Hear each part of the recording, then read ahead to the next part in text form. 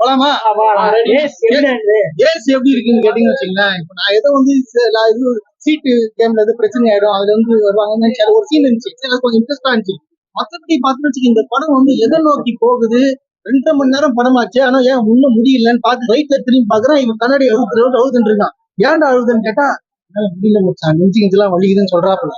அந்த போக்கஸ்லயே போயிட்டு இருக்கு. ஒன்னும் ஒர்க் அவுட் ஆகல தலைவா. ஸ்கிரீன் பிளேவா இல்ல, அது இல்ல, எதுவுமே இல்ல. எப்பவுமே விஜய் சேதுபதி பத்தி பார்த்து கேக்குறாங்க, யாரா நீ? நான் கேக்குறேன் டேரக்டர், யாரு நீ இந்த மாதிரி படத்தை எடுத்து வச்சுக்கிறீங்க இஷ்டத்துக்கு? ஒன்னும் முடியல. கிளைமேக்ஸ்ல வந்து ஏதோ ஒரு ஆறுதலா ஒரு விஷயம் வந்து படம் ஆக்சுவலா பாத்தீங்கன்னா 2 ஹவர் போல. நம்ம வந்து 2 டிக்கெட் எடுத்துட்டு படத்துக்கு போன மாதிரி இருந்துச்சு. கிட்டத்தட்ட ஒரு 5 ஹவர் படம் ஓடுது. 3வது ஹவர்லயே நம்மளுக்கு தூக்கம் வந்துருது. இது என்ன பிரச்சனை ஆகி போச்சுன்னா, எதுனா ஒண்ணுத்துல கான்சென்ட்ரேட் பண்ணிருந்தேன். ஃபர்ஸ்ட் வந்து பாத்தீங்கன்னா ஈஸ்ட் பண்றாங்க. ஆக்சுவலாவே வந்து ஒரு மணிஷ் மாதிரி ஒரு சப்ஜெக்ட் தான் இந்த கதை. போக்கர் கேம்ல போறாங்க. இப்ப கசினோ எல்லாம் இருக்கும் மலேசியா. போக்கர் கேம்ல போறேன்ட்டு அங்க வின் பண்றாரு. சரி, அதை வச்சு கதை போவோம்ட்டு வெயிட் பண்ணிருக்கோம். பார்த்தா அதுல இருந்து ஷிஃப்ட் ஆயிட்டாங்க. ஸ்டிக்கர் போட்டு நான் பேங்க் ராபரி பண்ண போறேன் அப்படின்ட்டு விஜய் சேதுபதி 1 மேன் ஆர்மியா கிளம்புறாரு. நானே போய் கொள்ளாச்சிட்டு வந்துடுறேன் கிளம்பி போறாரு. நடு ரோட்ல அதுக்கு ஏத்த மாதிரி அந்த பேங்க் வண்டியும் வந்து நிக்குது. வண்டி வந்து நின்ன உடனே அவனே வந்து, சார் வாங்க பணத்தை எடுத்துட்டு போங்க, நான் என்ன கையை கட்டி நிக்கிறேன் அப்படின்னு இவர் பணத்தை எடுத்துட்டு போயிட்டாரு.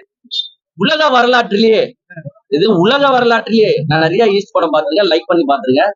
இந்த மாதிரி ஒரு ராபரி சீன் எல்லாம் கேமரா ஒர்க்கா ஒண்ணு எதுவுமே அங்க யாருமே இல்ல. இந்த மாதிரி ராபரி எல்லாம் உலகத்திலே நம்ம பாத்துருக்க முடியாது. டே டைம்ல பட்டப்பகல்ல முடிச்சிட்டாரு, மொத்தமா முடிச்சுட்டு பணத்தை எடுத்துட்டு போயிட்டாரு. ஈஸ்ட் தான் கதை போல. இனிமேட்டு இந்த ராபரியை வச்சு நல்லா ஓட போகுது, யாரும் பதறாதீங்க, உட்காருங்க, சீட் எஜ்லயே உட்காருங்கன்ட்டு வெயிட் பண்ணிருக்கோம். போர் அடிச்சு போச்சு. எனக்கு வந்து லாட்டரி டிக்கெட் ஒரு 40 கோடி தான், ஜஸ்ட் 40 crores எனக்கு ஊந்துருக்குன்ற மாதிரி ரொம்ப மன கஷ்டமா இருக்கு. ஏன்னா விஜய் சேதுபதி ஒரு கதை நல்லா இருக்கும் தான் வரும், பட் இப்படி போட்டு சொதப்பிட்டு ஒன்னே ஒண்ணுங்க, அந்த ஹீரோயின் நல்லா இருக்காங்க, அழகா இருக்கு. அவங்க ஆண்டிடா, அவங்க இன்னொருத்தங்க ஹீரோயின் கிடையாது, அவங்க சப் ரோல் தான். சத்தியமா சொல்றேன், விஜய் சேதுபதி சார் கோச்சிக்கிட்டாலும் சரி, என்டையர் டீமே கோச்சிக்கிட்டாலும் சரி, எந்த இடத்துலயுமே கைத்தட்டல் வரல. ஆனா ஒரே இடத்துல வந்தான், எங்க நடிப்பு அரக்கன் Rajini star, water melon star எங்க அண்ணன் திவாகரனை காட்டும் போது மட்டும் என்டையர் ஆடியன்ஸா கை தட்டுறாங்க. உண்மையிலே விஜய் சேதுபதியை காட்டும் போது கூட யாரும் கண்டுக்கல, ஆனா வாட்டர் மெலன் ஸ்டாரை காட்டும் போது கண்டுக்கிறாங்கன்னா, ஆமா, இனிமேட்டு எல்லா படம் எடுக்கிறவங்களும் அந்த வாட்டர் மெலன் அவர் சாப்பிடுறாருல, அந்த சீன் எடுத்து உள்ள போட்டீங்கன்னா நாங்க கை தட்டு. காமெடிஸ் வந்து யோகி பாபுதும் விஜய் சேதுபதியும் லைட்டா ஒர்க் அவுட் ஆகும். மலேசியன் லாங்குவேஜ் பேசணும்ல, அங்க இருக்கிற தமிழ்காரங்களே தமிழ் பேசுறதே வேற ஒரு ஆக்சென்ட்ல இருக்கும். கோழிக்கறின்னு வாங்க பாரு, தபாலில பாத்துருப்பீங்க, வித்தியாசமா இருக்கும் ஆக்சென்ட். இங்க போலீஸ்கார் உட்பட மலேசியாக்காரர் உட்பட எல்லாருமே தமிழ்ல தான் பேசுறாங்க.